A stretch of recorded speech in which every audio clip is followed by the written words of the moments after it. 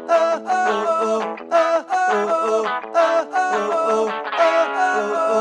everyone and welcome back to the Charlton Athletic Ultimate Career Mode. Now this is going to be episode 2, so if you do want to go and check the first episode out before you watch this, there will be a link to the full playlist of all the Ultimate Career Mode episodes on the channel. That will be in the description. There's also a season with Liverpool that we've done in there and one with Watford as well, so you can go and check those out first if you for so wish. But let's move on now to this second season with Charlton, and as you can see, the squad that we have built is on the screen in front of you right now. We do have pretty much, you know, the standard Charlton team that you see these days, except up front there we do have Fred Friday. As you can see, another star player there, Ezri Konsa, is at a 74, so it's a pretty good squad. If we go down to the reserves, you can see some good players that we signed. Samuelson as well, Saglam down here, who is on his way up as well, and we have also got the return of Veta Kelly and a Jose from their loan spells as well. So the squad's looking in pretty healthy shape, but there's something that could happen right now that will make our transfer spending in the summer a little bit more simple.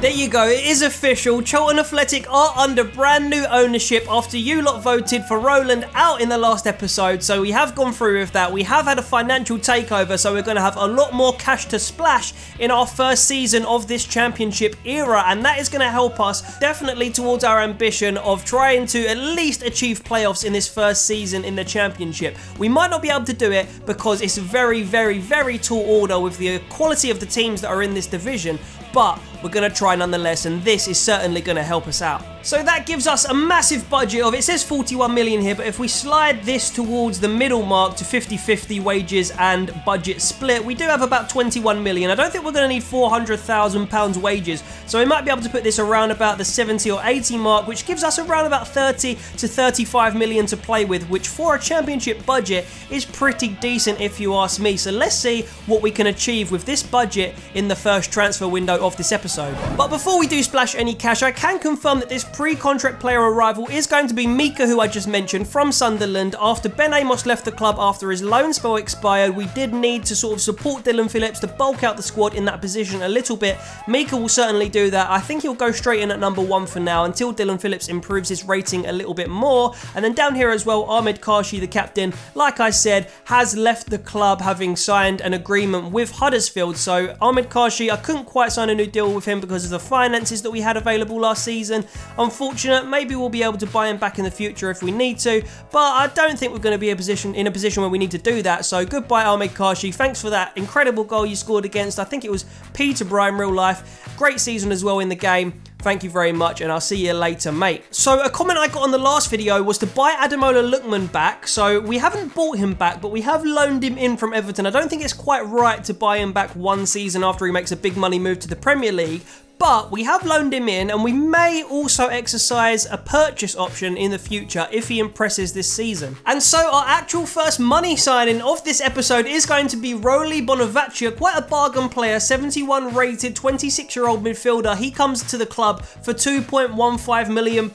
Good little sign in there to sort of strengthen that midfield option with the exit of Ahmed Karshi. Wow, this is an absolute sucker punch, some real pretty much disastrous news. So I never realised, but Dillon Phillips has a 90 grand release clause, which is absolutely dismal. It's such a small fee. He's gone up to a 70 rated, and Nottingham Forest have activated it, which means it's completely up to the player whether he stays with us or leaves to go to Forest. So let's hope he stays with us. But, you know, it's completely out of our power, which is really, really bad. So I should have, again, I need to stay on top of these contracts and, you know, offer some new contracts every now and then. So, this could be a really bad thing. Okay, I might have just rescued it here. So I have managed to negotiate a new contract with Phillips. I don't know whether that will stop the new release clause from coming into effect that Forest have offered, but I think it might. So let's see and sit tight and see if Dillon Phillips is going to stay or whether he's going to leave. And look at this. This is probably our marquee signing of the episode, or one of our marquee signings at the very least. We have sealed the deal for Harry Winks from Spurs, the young English star, coming up for £10 million,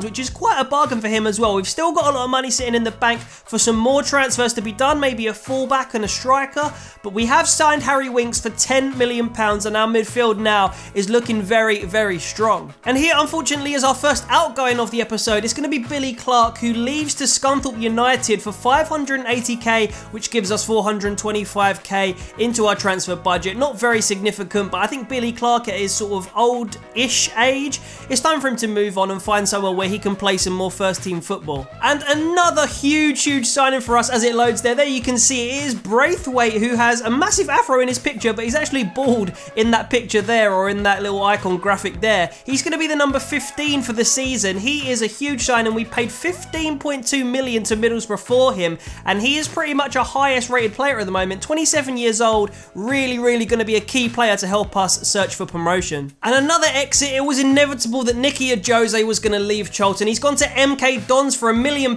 which is a decent little return. We probably paid a little bit more for him, but it didn't quite work out for him at the Valley. He didn't really have his heart in it, so he's gone for £1 million. We'll add that to our transfer budget and we'll move on. So on deadline day then, we have made one more signing by the name of Jan Guiamara. He comes from the German team Bochum, who we also signed Saglam from in the last episode. He comes for £840,000. We did try and do a double deadline day deal. How's that for alliteration? We did try and bring in Lewis Dunk as well, 76 rated, 26-year-old Brighton centre-back, but we couldn't quite afford to pull it off. And then we went to Miazga of Chelsea, I think that's how you say his name, 75 rated, 23-year-old centre-back, and we couldn't quite pull that because he wanted, I think it was like a 1.5 million sign-on bonus or after a certain amount of appearances or something. So we can't bring a centre-back in until January. Hopefully we'll be able to get a couple more sales done to just loosen up a few more transfer funds to be able to get a centre-back in. But for now, we've signed Jan Guiamara, and that is going to be our defence, midfield and strike force and goalkeepers as well set for the season. Let's see what we can do. So here we go then, last hour of deadline day. As you can see there, transfer deadline day has ended. Let's go and take a look at the squad that we are going into this season with then. If we can actually get there, go over to the squad tab.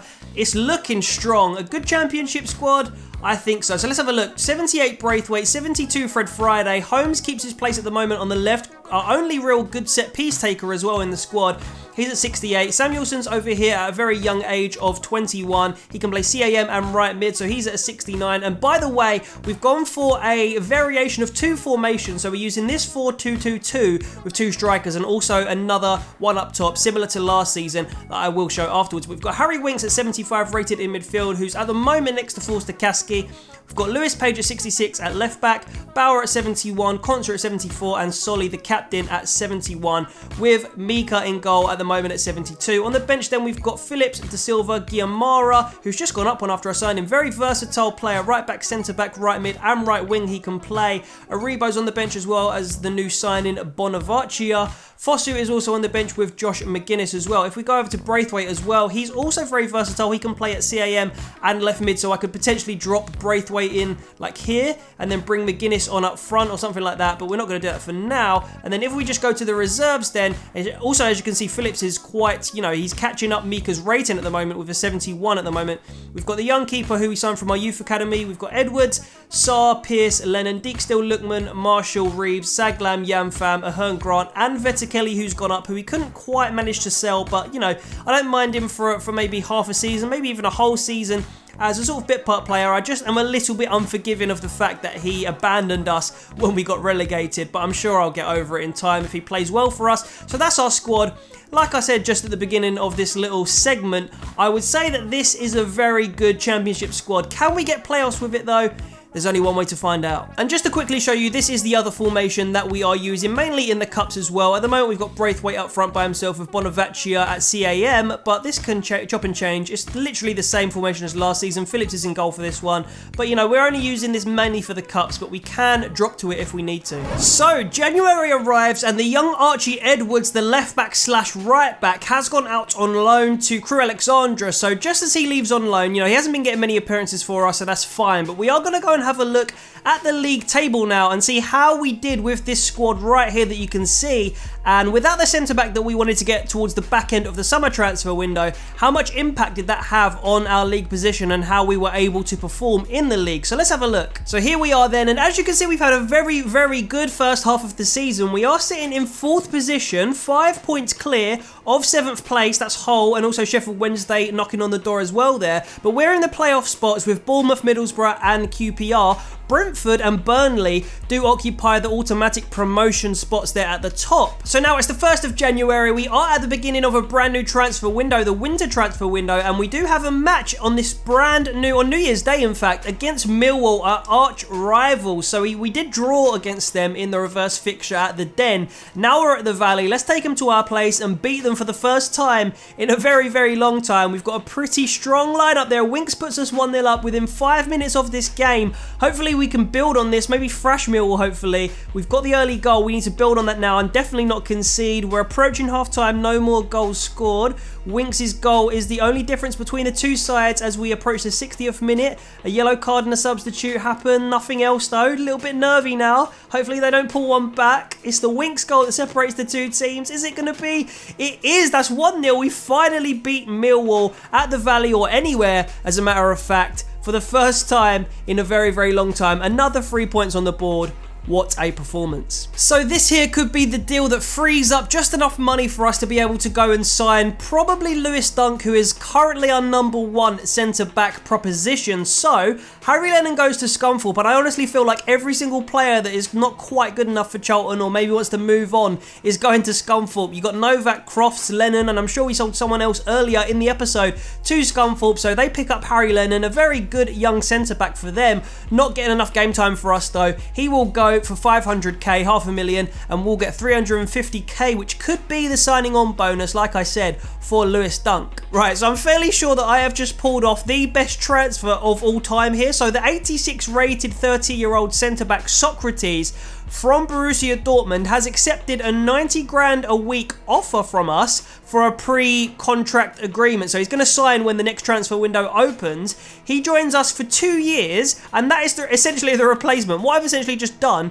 is replaced Harry Lennon with Socrates, which is absolutely incredible. So he's going to be coming to us. Forget Lewis Dunk. Lewis Dunk's being a bit aggy. He's being a little git, a fussy little git about coming to us. So we're going to actually focus our attention on renewing some contracts. We're going to use the money we've got in the bank to renew some contracts of existing players that we have. Forget about Lewis Dunk. We'll try and get promoted with the squad we have. We might get someone in on loan, and Socrates is coming next season. And in the meantime, we have managed to bolster our defensive options with the signing of Dominic Iorfa from Wolverhampton. He signs for 3.9 million, so it leaves us a little bit of money to do some contract renewals with. He's on 30 grand a week, and he's going to really be a good signing for this second part of the season. He can play centre back, right back. He's very versatile, and I'm very pleased with the signing. Here we go then, the last hour of the January transfer deadline day. We have brought in Dominic Iorfa, I should say, and we have also sold Harry Lennon. So a decent bit of business, definitely still improving things, you know, we're definitely still on the way up.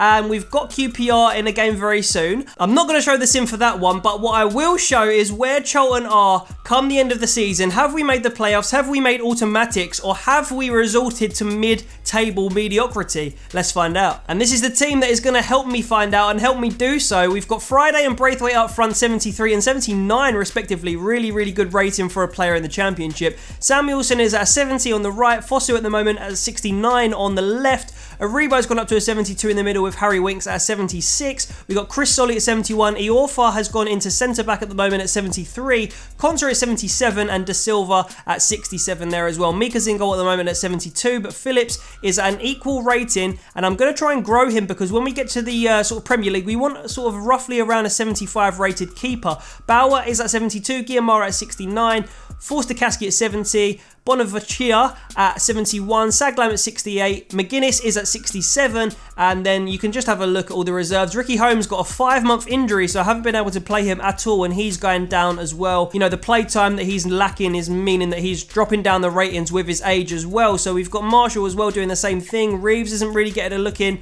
and then down here, some other players that have been involved this season as well. Lookman, Vettekeli, Ahern, Grant, and the like. So it's a very strong squad. We need a little bit more strengthening. If we we want to be competitive in the Premier League next season should we get promoted. Socrates coming is going to be a big deal if we do. If we're in the Championship and Socrates comes, he might be a little bit disappointed, but, you know, the club is bigger than the player and he's going to have to make do with it. He's already agreed, so let's see what we can do in the second half of the season. Okay, so here we are. 46 games have been played in the league and we're about to find out whether or not we made it to the playoffs or to automatic promotion. Now, you might notice here that there's no Harry Winks in this starting lineup, as we did lose him for a large portion of the second half of the season. So, what did we do in the second half of the season? Where did we finish? Well, we are in the playoffs against Wolverhampton. We did manage to finish 4th, which is quite crazy for our first season back in the Championship. We'll definitely take it though, and I mean, it definitely helped having the takeover, the financial takeover, but it was a very good season. We did just about get the playoffs. We were 2 points off of 7th place. That was where Hull finished, but we did manage to squeeze ourselves in there with a goal difference of 13, 64 goals scored, all kinds of stats there, but all that matters is that 4th position. We've got Wolves to play now, home and away, and then Brentford or Aston Villa in the final. So I can play Winks in this first game. I'm not going to though. I might stick him on the bench instead of Dijksteel, just because I think that he's going to be really important, but I don't want to risk, you know, furthering that injury. We've got a good team here though. We do unfortunately have an injury at the moment to Fred Friday, but I'm hoping he'll be back for the final if we get to the final, but I'm not 100% sure if he will or not. But at the moment we do have Vettelkelly on the bench. We have McGuinness and Braithwaite up front. Quite a lot of difference between them in terms of rating, but they've both got their merits as strikers. McGuinness is the big guy, Braithwaite's sort of a more tricky, quick guy. Samuelson's on the right, Fosu's on the left. We've got a Rebo in midfield with Forster Kaski as well. Konsa at centre-back with Iorfa, Solly as our captain on the right, and Lewis Page on the left. Dylan Phillips is going to take the position in goal for this particular semi-final, and we'll see how this team does us in this first semi-final leg. Okay, so here we go. Sorry, we're 7 minutes in. I started the commentary a little bit late, but we are in. It's 0-0 at the moment. Braithwaite picks up a yellow card. Mason does put them up 1-0 in the 23rd minute. Braithwaite does equalise for us, a key away goal. Marshall actually, oh, I thought that was our Marshall, but it's actually Marshall for them. Marshall obviously not playing for us. He's gone down in rating a bit. 2-1 isn't a bad away score, but 3-1 is a little bit more difficult to take. Guillemara comes on for Solly, and we're now going to have to win. Oh no, we've got one back with Samuelson, so we're going to have to win. I think 1-0 will win us the game, but we're going to have to win by a 1-goal deficit, and I believe that will take us to extra time. A 2-goal deficit will win us the semi-final fixture, and we will go through to the final. So very tense stuff. Really close here. Right, so we're going to get straight into this semi-final. The reverse fixture now. It's at the Valley. We do have Fred Friday fit again. He's on the bench, so he might be able to affect the latter stages of this game.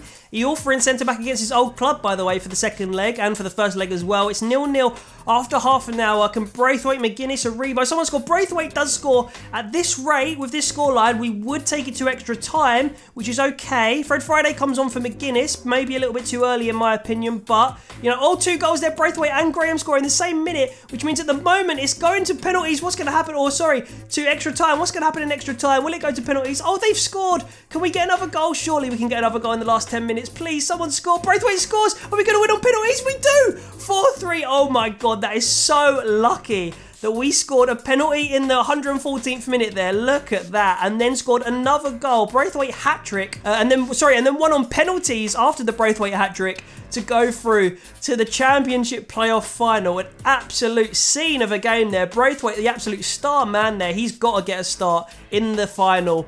Let's go to the final now. That was intense because we could have very easily lost that. And look at this. Our opponent is going to be Brentford. Now, I have to say, I've been to Brentford away a few times and it's a relatively hostile atmosphere at times there. But we have got them in the final of the Championship playoffs and we are going to have to field our strongest team. I really hope that Fred Friday is fit enough to start alongside Braithwaite. Let's skip to the game now and see if Winks and Fred Friday can get their starts and see if we can finally achieve promotion back to the Premier League as Charlton Athletic.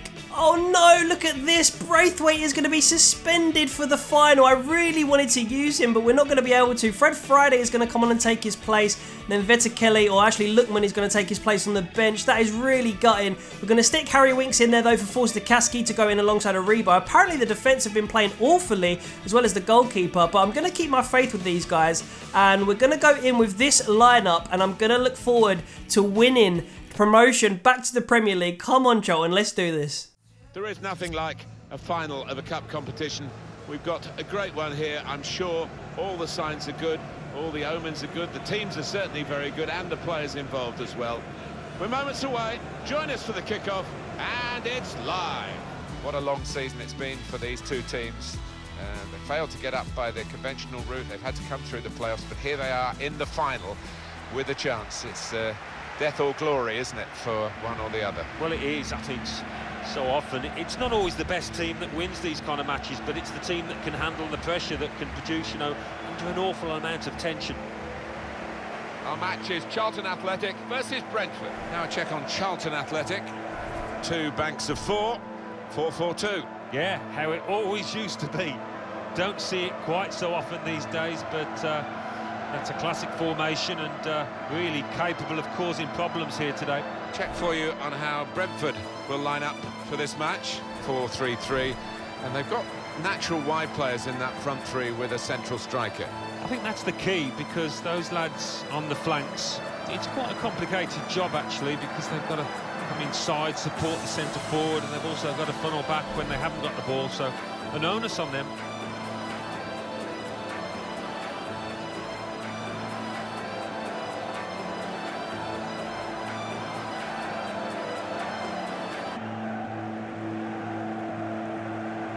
Thank you. Enjoy your day here at Wembley Stadium.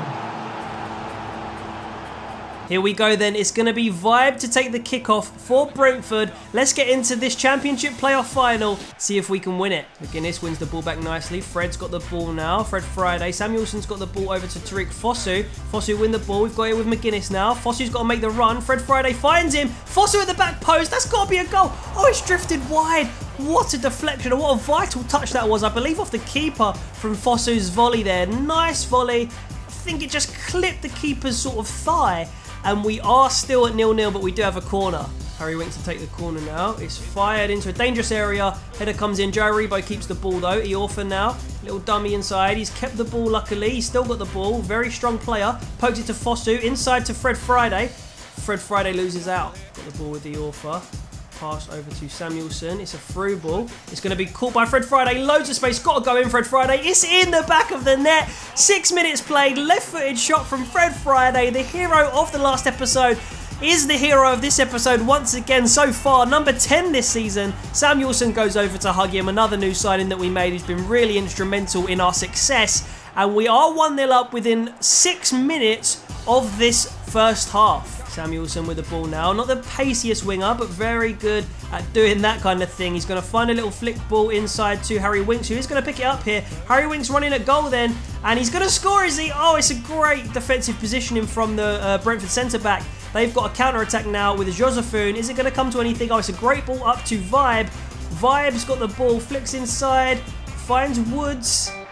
Woods back to Makojo. Makojo to Yassin. And they have lost the ball. Aribo sweeps up. Does he keep the ball though? He doesn't. They've still got it in a dangerous area. Oh no, this is dangerous stuff. Ball comes in eventually. Dylan Phillips punches. Thought he was going to catch it. Away it's going to go from Konsa and away from Aribo. Can we get a counter on now? It's Harry Winks. Through to Samuelson. Oh, great little dispossession from Harry Winks there. Harry Winks has found the ball through to Fred Friday, who's managed to wriggle his way out of trouble. McGuinness with a lovely touch inside. Josh McGuinness. Oh, that's a poor shot, McGuinness. That should have gone in, but it was just over. The finishing from McGuinness was not great there. Look at this. Really good chance and just sort of skies it over the bar. Poor finish, but great move. Joe Aribo is going to carry the ball forward for us here. He's got all kinds of space to walk into. He just feels so fast going through the middle of midfield. They're all lunging as well. He does manage to get the ball for Friday. Get the return ball. Oh, he's going to have a shot with his left foot. Great block though. Harry Winks with a great little bit of defending there. Oh, we're through here with Fred Friday. Fred Friday just does a step over. Gets it past Egan. We've got to shoot. Oh, it's just sailed wide. Maybe I had another touch in me there. But Fred, the number 10, Fred Friday, really, really good effort. Yeah, probably had one more touch there. Just sails wide, but I had faith in his finishing. It just didn't come off for me. Oh, it's one back by McGuinness and Fred Friday. McGuinness is going to get the return ball here. He's going to have a shot as well. Oh, it's a great save from Bentley. What a shot that was from Josh McGuinness. That was heading for the top right corner, definitely. Look at this. Little finesse shot from just outside the box. Lovely little shot. Wasn't quite as far in the corner as you would have hoped. Looks like it might have just clipped in under the bar there. We do have a corner though. Tariq Fosu to take it. In it comes. It's going to go to... Oh, I thought that was going to go to someone to win it. Does come back in the box, but it's nothing in the end. And there we go. Half-time whistle is just gone. Still 1-0 to Charlton after that goal from Fred Friday in about the 7th minute. We're holding on. We've got a few chances that we've made here. Less possession, but definitely looking the team that's going to be likely to score again. So all we really got to do is just carry on how we're playing. Be very, very cautious when defending. And we should be in the Premier League. Oh no, I've lunged in there. Josephine's going to bring the ball forward here. Back in towards someone. Woods has got the ball again now. Samuelson.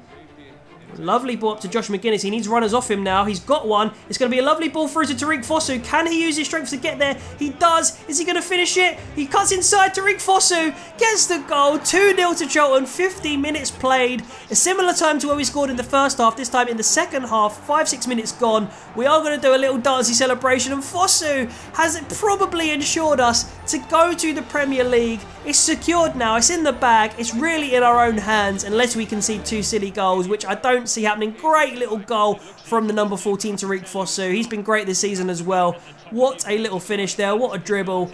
2-0 Charlton. Little bit of daylight. Come on, boys. Oh, Samuelson's got the ball here. They've given it away. Brentford sloppily. Fred's got the ball now. It's Josh McGuinness. Has he got a runner over here? He has. It's going to be Fosu again. Have a shot, Fosu. It's gone in the back of the net. Tariq Fosu's got a brace, mate.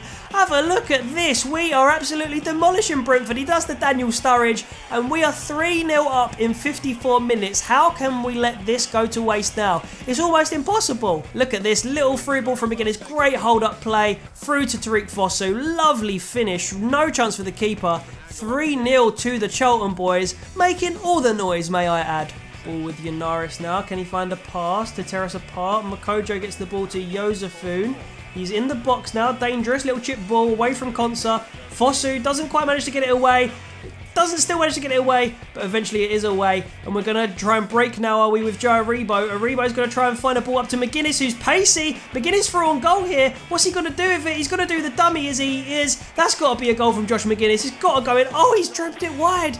He's dragged it wide, boys. We are going to make a double substitution after that terrible miss from McGuinness. Deke Still and Patrick Bauer come off for Harry Winks and Dominic Iorfa. So we're just shoring things up at the back a little bit, making some defensive substitutions.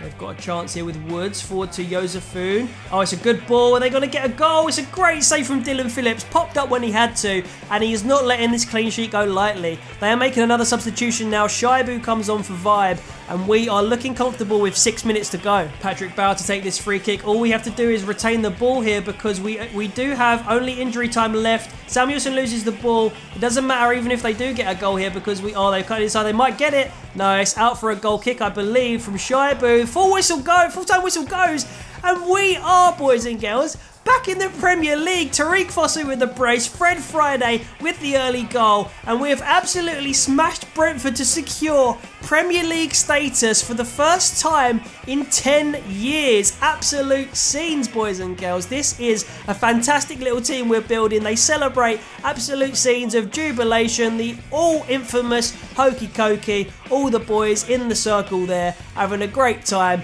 We're going to be playing Premier League football next season. What an absolutely great match. Here we go then. It is going to be Chris Solly to lift the trophy. The Championship playoff final won by Charlton Athletic, lifted into the air. Crash zoom occurs as always. All the boys partying, jumping up and down. They are going to have a wild night tonight. Premier League football, playoff champions. We don't mind it. All that's left to do now is to celebrate and to have a look as well at the standings for the top scorers and the squad hub and all that kind of stuff. Let's just finish off the episode with that as we do witness these scenes of Chris Solly running over to the Charlton fans with the playoff promotion. A repeat of 98 in many ways, but the game was a bit more emphatic and a bit more easy for us than Sunderland were back in the day.